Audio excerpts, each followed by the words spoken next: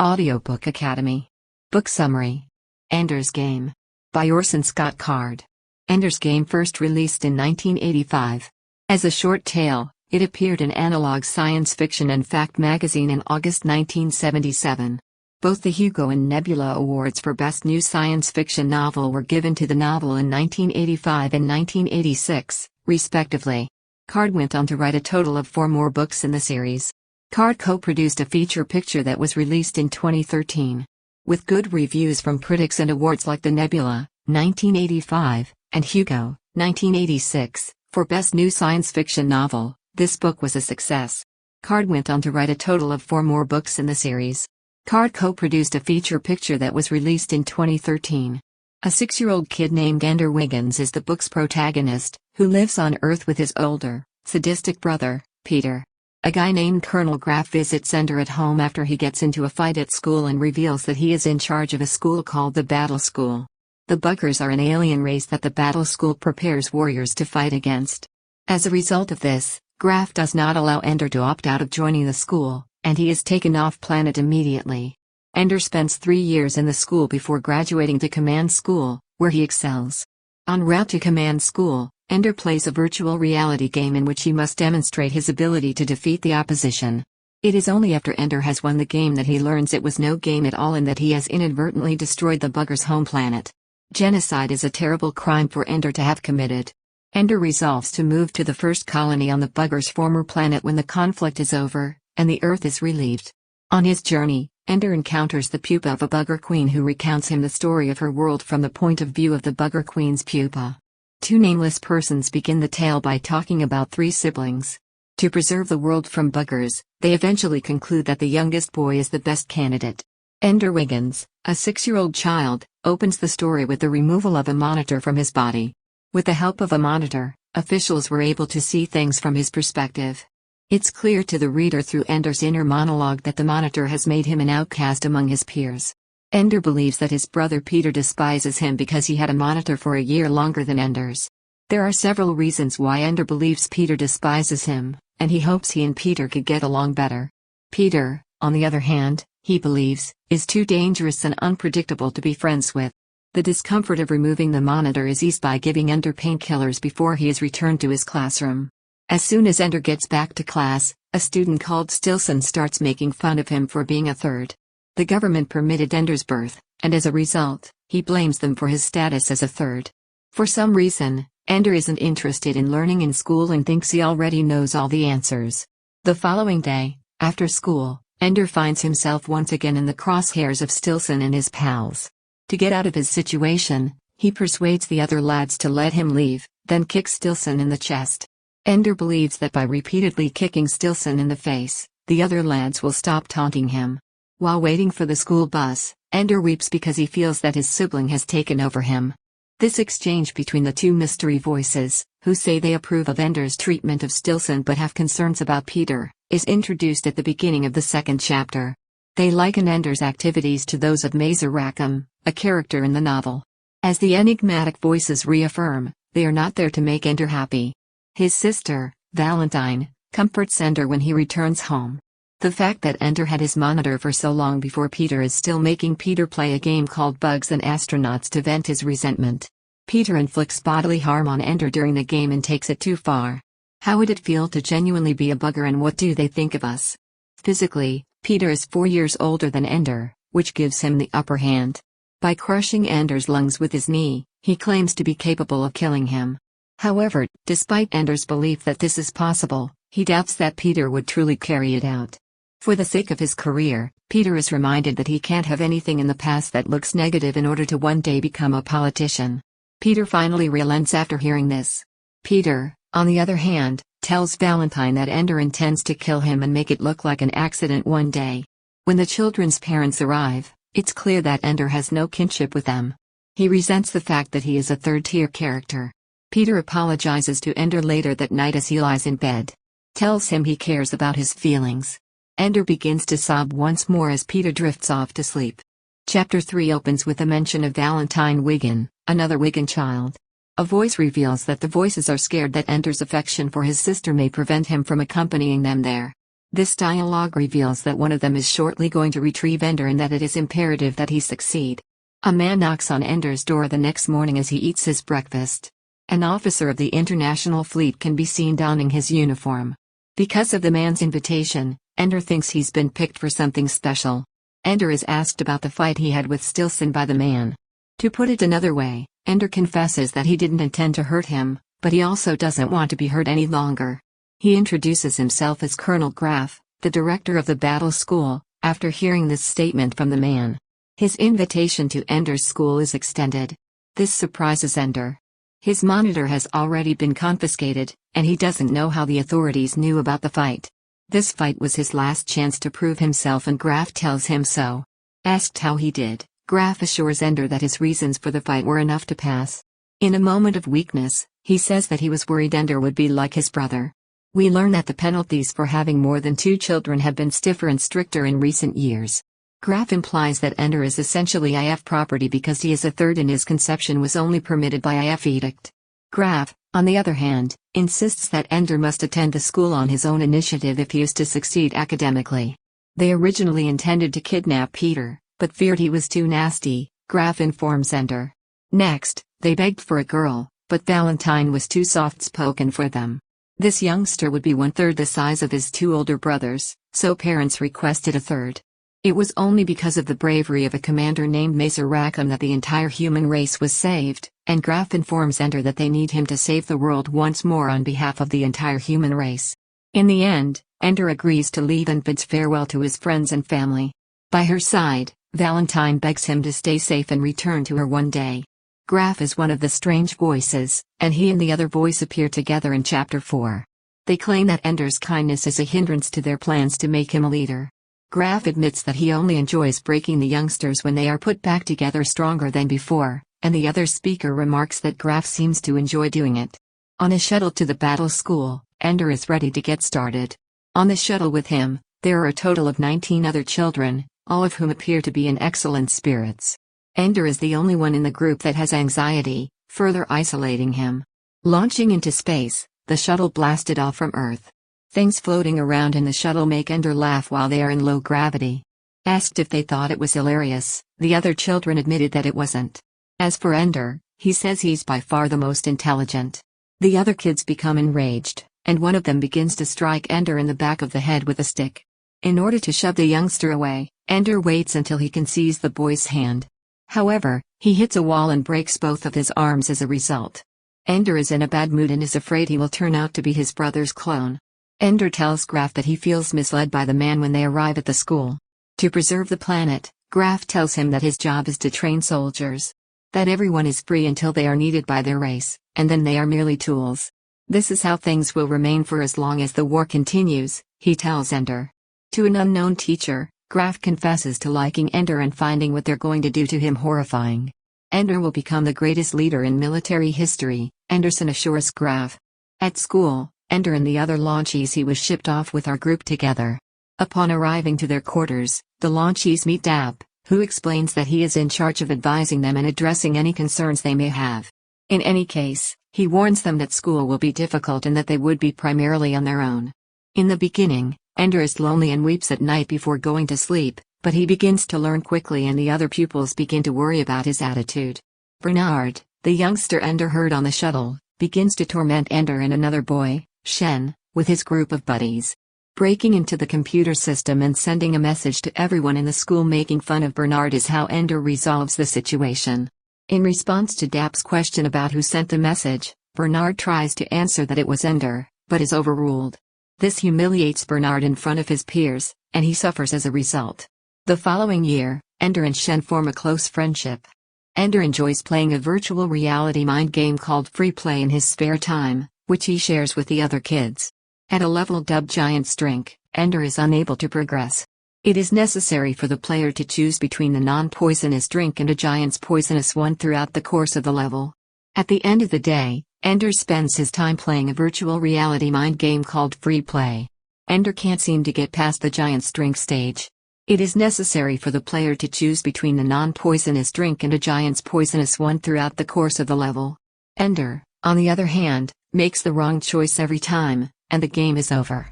Angry with the giant's death, Ender decides to take matters into his own hands. After that, he'll be welcomed to Fairyland in the next stage of the game. Even though he's progressing, Ender isn't thrilled about it. Graf and an IF commander named General Levy have been identified as the two unknown voices. Because no other pupil has ever passed the giant's drink, their officials are overjoyed that Ender did. When Levy expresses concern that the students at the school do not think like other students, Graf responds by pointing out that this is precisely their intention. They are a group of brilliant young people tasked with saving the planet. To go to the door marked the end of the world, Ender has to keep playing the game until he reaches it. Ender is trapped in a tower with no way out when he enters the door. Ender receives a message instructing him to report to his commander. Anderson, the man in charge of Ender's war scenarios, has a disagreement with Graf over Ender's education.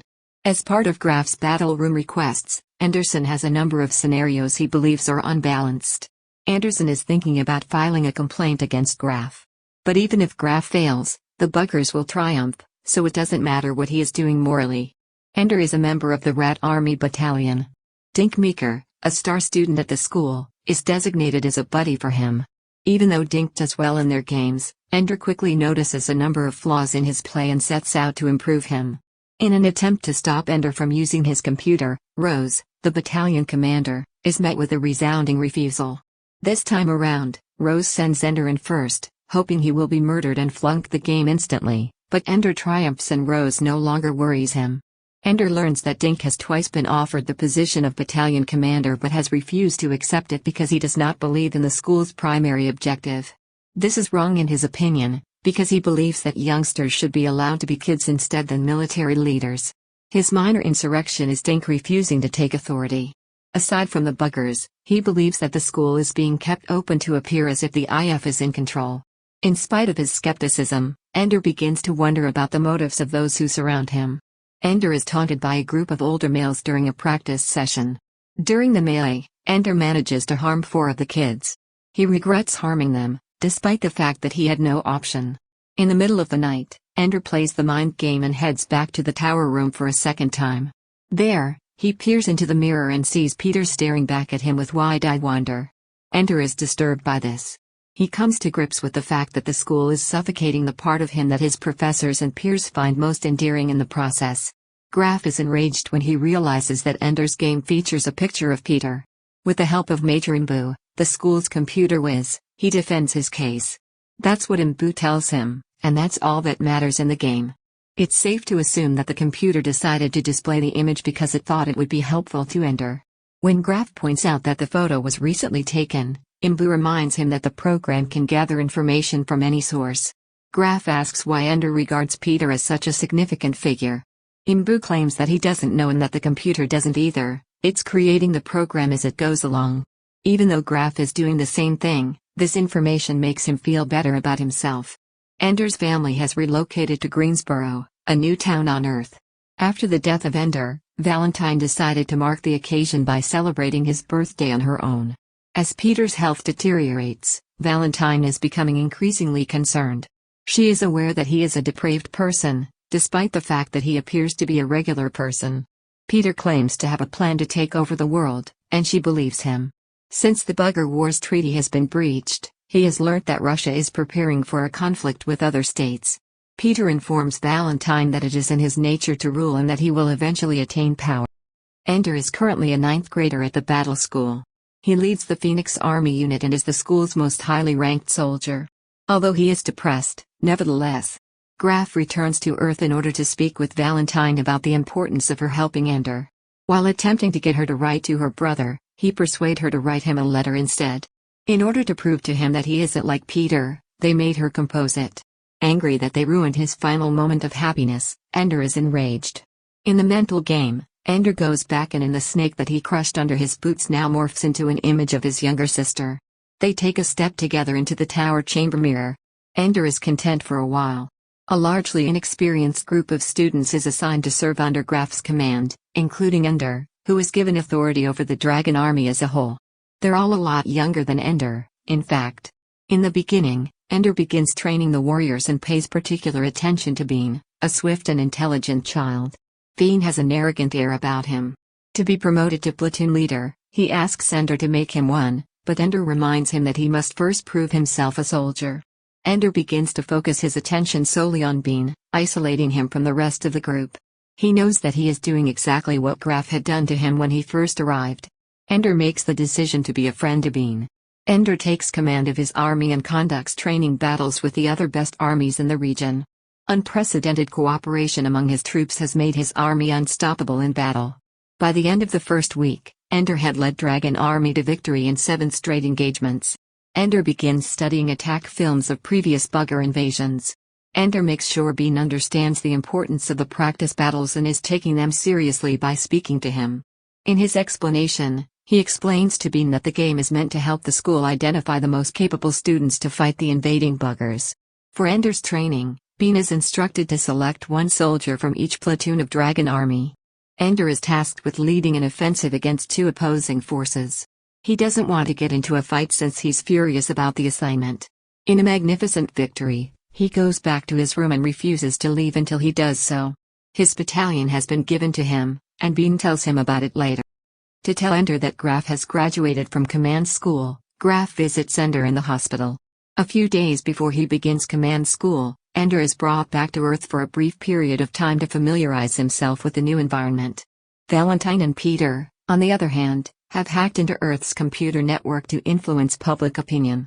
Both Valentine and Peter are posing as characters named Demosthenes and Locke, respectively, in order to fool the audience into believing they are anti-Russian and anti-war. The IF finds them, but doesn't stop them from doing what they're doing because it's good for the planet. Valentine has had a lot of fun playing Demosthenes and is beginning to believe that she is the real Valentine all along. She's picked up from school one day by Graf, who reveals to her that Ender has arrived on Earth and has come to see her. They spend a long time talking to one another when they meet. After a long day of battling, Ender tells her that he is done and doesn't want to return to school. He understands his foes so well that he can sympathize with them today. When Graf asks Valentine to intercede, Valentine convinces Ender to continue fighting and then leaves him. According to Graf, in order to demonstrate Ender what he is really fighting for, he had to utilize Valentine.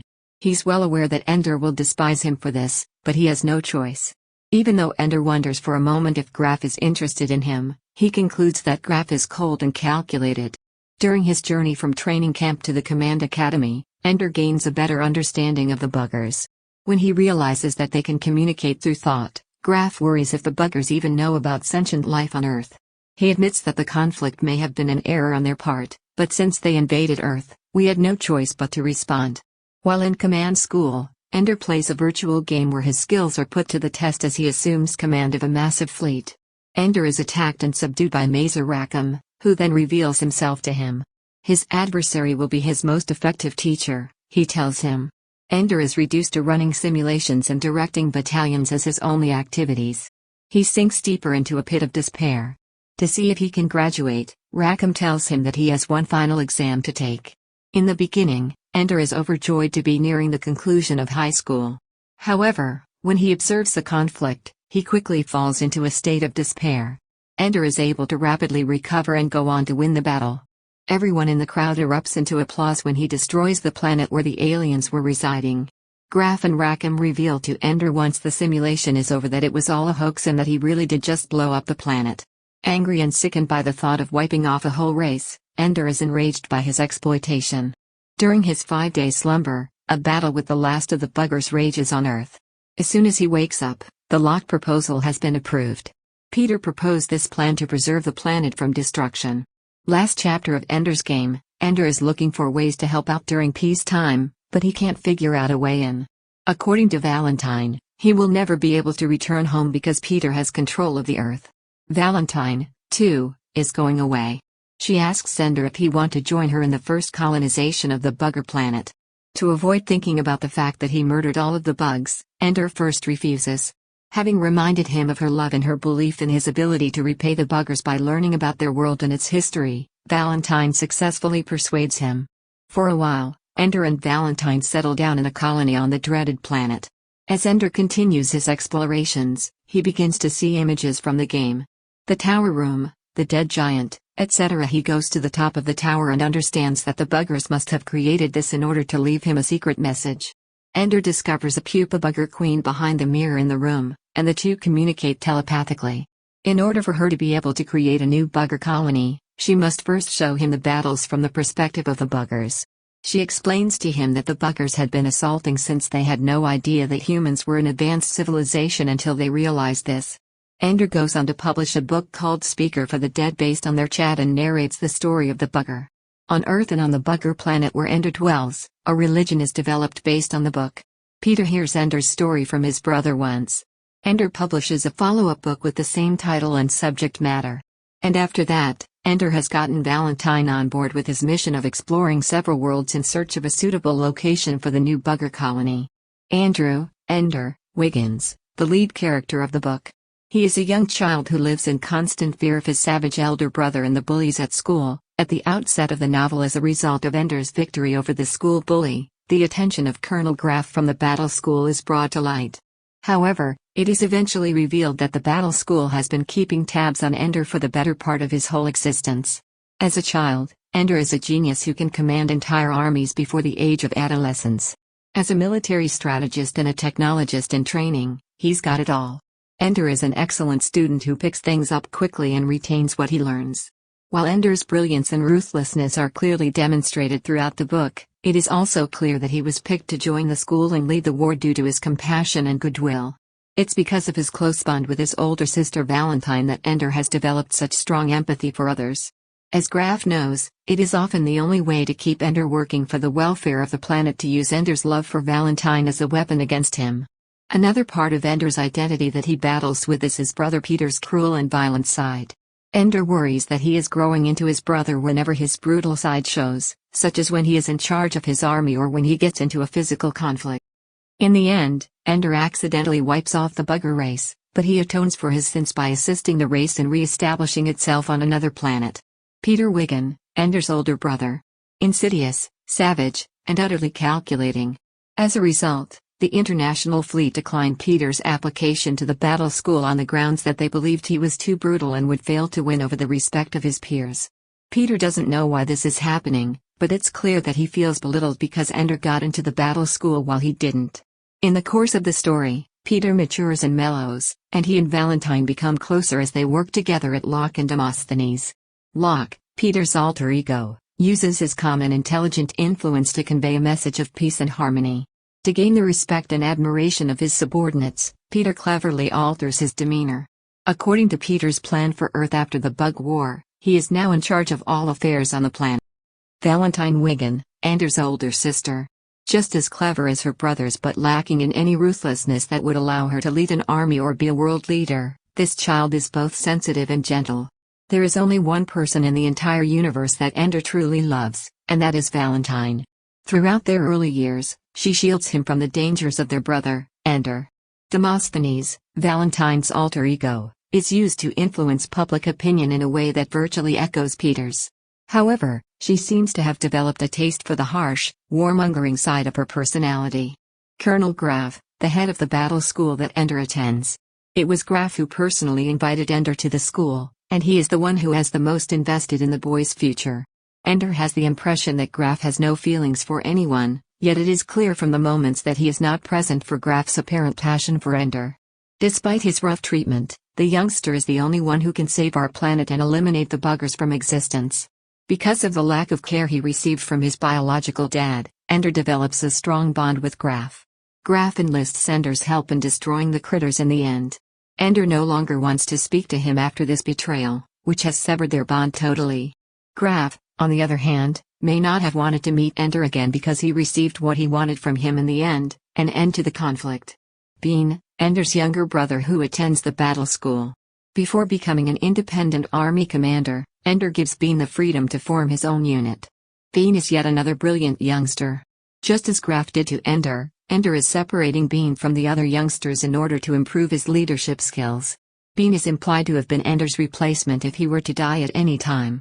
On August 24, 1951, Orson Scott Card was born in Richland, Washington. Card was born in California, the third of 6 children, and later served as an LDS missionary in Brazil. His undergraduate degree was earned at Brigham Young University, where he was also a student at the University of Utah. He started writing during his tenure at Brigham Young University. Many of his plays were performed at the institution, which encouraged him to continue writing. Ender's Game, one of Card's best-known works, was originally written as a short story for the college newspaper when he was working there. He expanded the narrative into a novel, which was published in August 1977 by the journal Analog Science Fiction and Fact. He was also working as an associate editor for the church's official magazine, The Ensign, and writing short audio plays about the history of the LDS Church and their gospel during this time. He quit his job at the magazine to write full-time after signing a novel contract for 2 more novels. For the Alvin Maker trilogy that ran from 1987 to 2003, Card signed a 3-book deal in October 1983. Enormous sequels to Ender's Game were also written, with 11 novels in total, including prequels and short stories. In 2008, the most latest editions were published. For the 2nd year running, Card has been recognized with the Nebula Award and the Hugo Award for his outstanding work, 1985 and 1986, respectively. Card holds the distinction of being the only author to win both the Hugo and the Nebula Awards in the same year twice. Card's Ender's Game movie script was started in 2008 and finished in 2013. In addition to horror novels, film novelizations, and graphic novels, Card has also contributed dialogue to video games and contributed dialogue to video games.